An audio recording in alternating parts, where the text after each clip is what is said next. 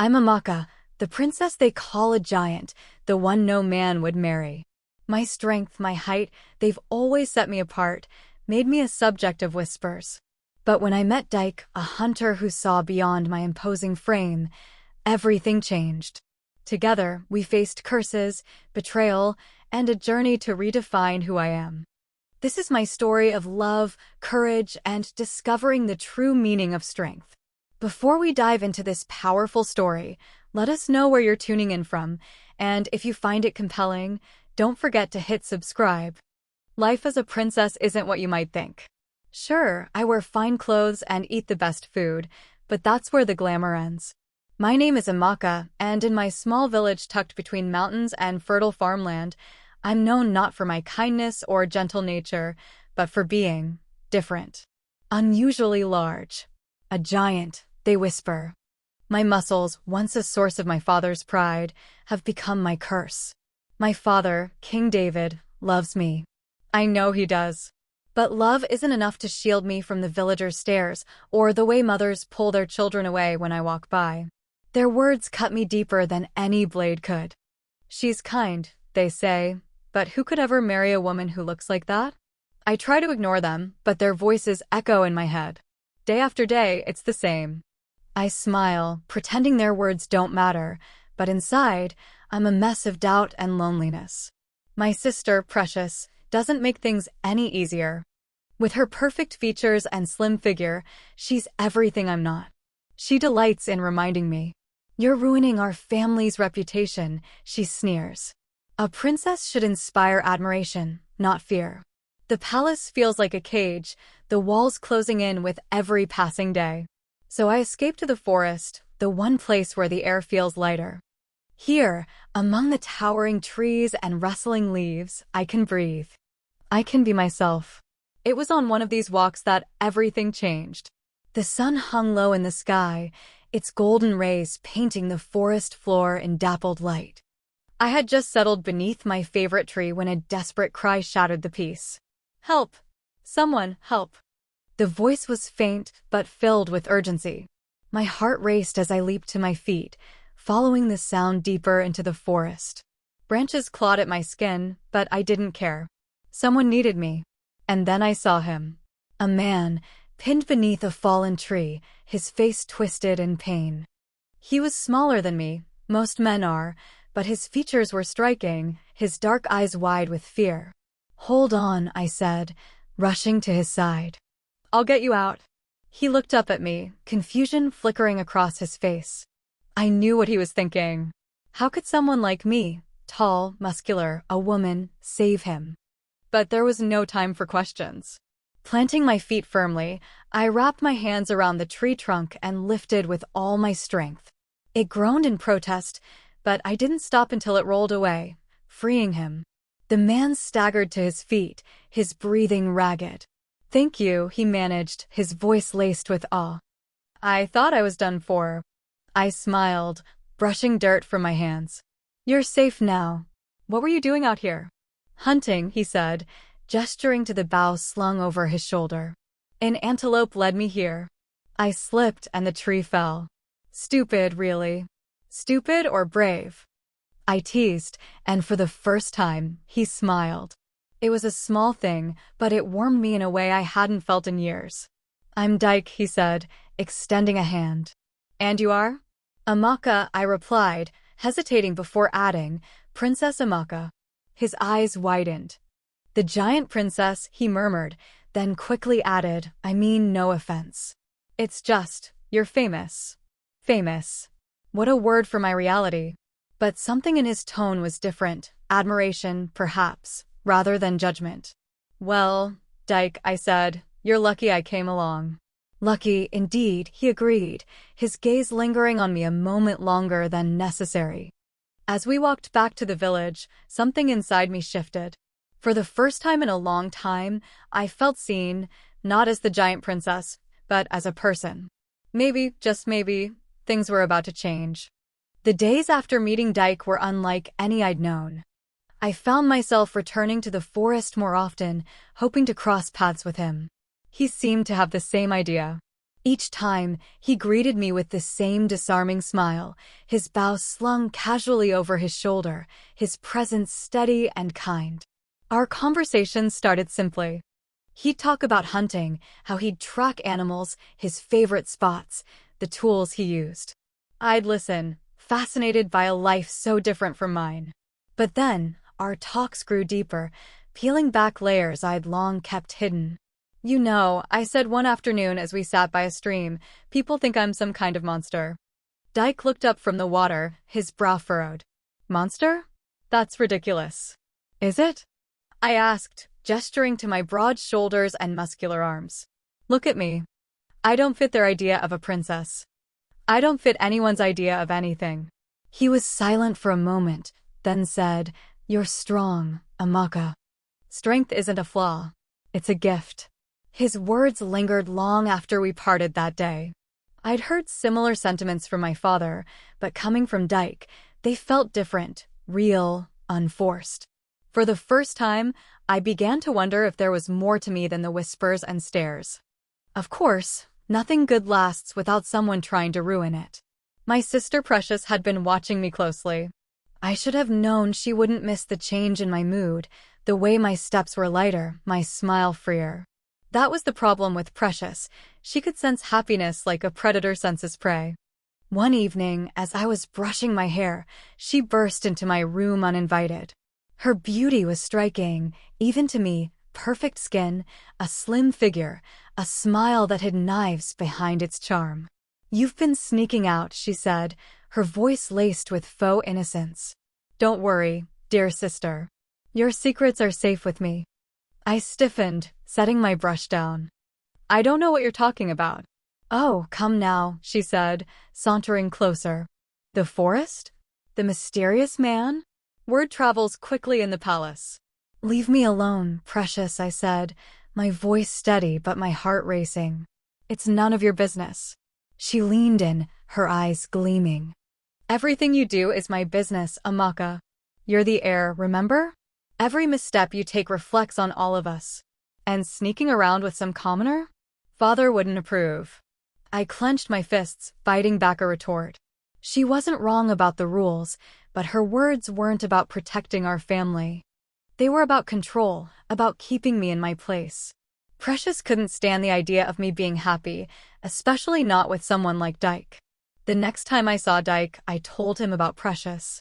He listened quietly, his expression serious. She's threatened by you, he said simply. Threatened? By me? I laughed bitterly. She's perfect. Beautiful. Loved by everyone. What could she possibly have to fear from me? Dyke hesitated, then said, Because you're stronger than her. Not just physically, but in every way that matters. She knows it, even if you don't. His words stirred something in me, something I wasn't ready to face yet. But before I could dwell on it, Dyke changed the subject. There's something I've been meaning to tell you, he said. Something that could help. Help? I asked, confused. He nodded. I've been doing some research. There's a legend about a sacred shrine deep in the forest. They say it holds the power to grant wishes, to change destinies. If we could find it. I stared at him, my mind racing. A shrine? A chance to change my fate? It sounded too good to be true, but the look in Dyke's eyes was earnest, filled with hope. What would I have to do? I asked. It's not easy, he admitted. The shrine is in forbidden territory, and the ritual requires perfect timing. But if you're willing to try, I'll help you every step of the way. I didn't answer right away. The idea was both thrilling and terrifying. What if it worked? What if it didn't? Either way, my life would never be the same. The forest loomed before us, its shadows stretching like the fingers of some ancient spirit. It was the kind of place mothers warned their children about, the kind of place even the bravest hunters avoided. Yet here we were, Dyke, myself, and 10 of my father's strongest palace guards, standing at the edge of the unknown. I gripped the hilt of the small blade at my side, my hands trembling slightly. Not from fear of what lay ahead, but from the weight of what this journey meant. If the stories were true, this could change everything. The initial stretch of the journey was deceptively calm. Sunlight filtered through the trees, Birds chirped overhead, and the path was clear. But as we ventured deeper, the forest began to change. The air grew heavier, the light dimmer, and the sounds of the village faded into eerie silence. It's just a forest, I told myself, though my heart pounded in my chest. Dyke, walking beside me, seemed unfazed. He carried himself with the ease of someone who belonged here, his eyes scanning the surroundings with practiced precision. It wasn't long before we encountered the first obstacle, a narrow ravine, its edges jagged and unstable. A rope bridge swayed precariously in the wind, its planks weathered and rotting. "We'll cross one at a time," Dyke said, his voice steady. "I'll go first." I watched as he stepped onto the bridge, his movements careful but confident. The wood creaked beneath his weight, and for a moment I thought it might give way. But he reached the other side unscathed, turning to motion for me to follow. I swallowed hard. "You can do this," I whispered to myself. Taking a deep breath, I stepped onto the bridge. The wind picked up as I reached the middle, the bridge swaying violently. Below me, the ravine stretched into darkness, the sound of rushing water faint but menacing. My muscles tensed, but I pressed on, one step at a time. When I finally reached the other side, Dyke caught my arm, steadying me. "See? You're stronger than you think," he said, smiling. As night fell, we set up camp in a small clearing. The guards built a fire, its flickering light casting long shadows on the trees.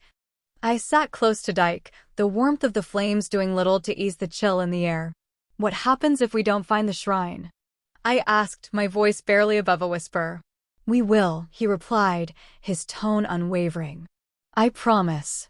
Before I could respond, a low growl echoed through the clearing. The guards sprang to their feet, their weapons drawn.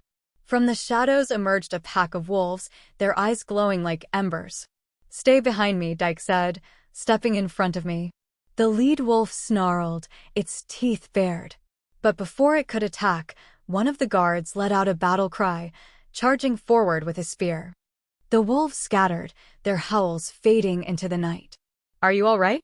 Dyke asked, turning to me. I nodded, though my heart was still racing. The forest was testing us, and I had a feeling the worst was yet to come. By the time we reached the shrine, the moon was high in the sky, its pale light illuminating the ancient stone structure. It stood at the center of a clearing, its surface covered in strange markings that seemed to pulse with an otherworldly glow. "This is it," Dyke said, his voice filled with awe. The guards stayed back as we approached the shrine, their faces a mix of fear and reverence. I placed a hand on the cool stone, a strange energy coursing through me. "What do I do?" I asked, looking at Dyke. He reached into his bag, pulling out a small, ornate egg. "Break this at exactly midnight," he said. "And make your wish." Unbeknownst to us, Precious had not been idle. She had struck a deal with a witch from a neighboring kingdom who had cursed the shrine in an effort to sabotage our mission. As I held the egg, a sudden gust of wind tore through the clearing, extinguishing the guards' torches. The markings on the shrine began to glow brighter, pulsating erratically. "What's happening?" I shouted, panic rising in my chest. Dyke's eyes widened. "The shrine's been tampered with." The ground beneath us trembled, cracks spreading across the stone surface. From the darkness emerged a shadowy figure, its form shifting and writhing like smoke. It let out a bone-chilling screech, its eyes locking onto me. "Run!" Dyke shouted, drawing his bow. But I didn't run. Instead, I gripped the egg tighter, my resolve hardening. If this was a test, I would not fail. Raising the egg above my head, I slammed it down onto the shrine with all my strength. The sound of shattering glass echoed through the clearing, followed by a blinding light.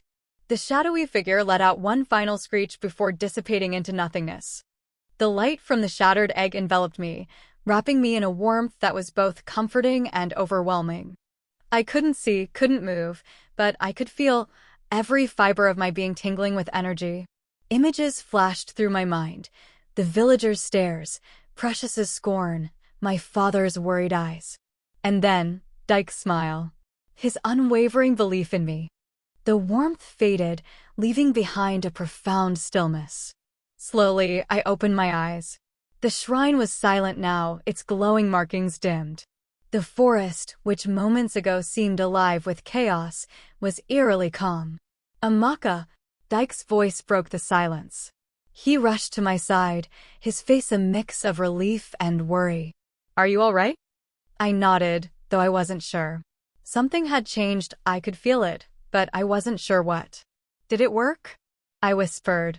Before Dyke could answer, one of the guards stepped forward, his eyes wide. "Your Highness, you're glowing." I looked down at my hands. Faint golden light radiated from my skin, pulsing gently like a heartbeat. It wasn't the transformation I expected. My towering frame and muscular build remained unchanged, but the glow felt right.